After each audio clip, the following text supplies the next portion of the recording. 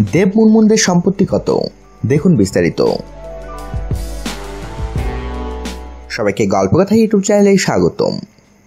বলিউডের অজানা সব নিউজ আপডেট পেতে সাবস্ক্রাইব লেখার উপর ও বেল বাটনে প্রেস করুন। ভারতীয় সিনেমার অভিনেতা ও অভিনেত্রীদের অনেকেই রাজনীতিতে সক্রিয় হয়েছেন অনেক আগে থেকেই। নির্বাচন করে তারা সংসদ সদস্য হয়েছেন।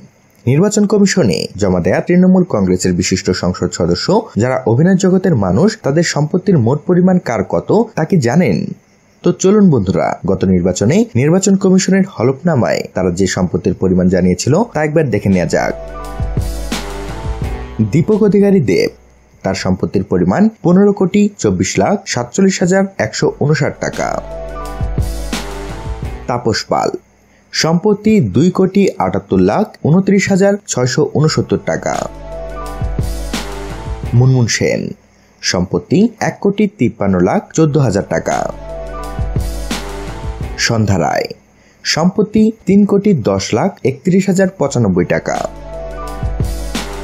শতাব্দী রায়, সম্পত্তি 5,49,72,174 টাকা। তো বন্ধুরা, এ বিষয়ে আপনাদের মতামত জানিয়ে দিন আমাদের কমেন্ট বক্সে, আর ভিডিওটিতে লাইক ও শেয়ার দিয়ে আমাদের সাথে থাকুন। ধন্যবাদ।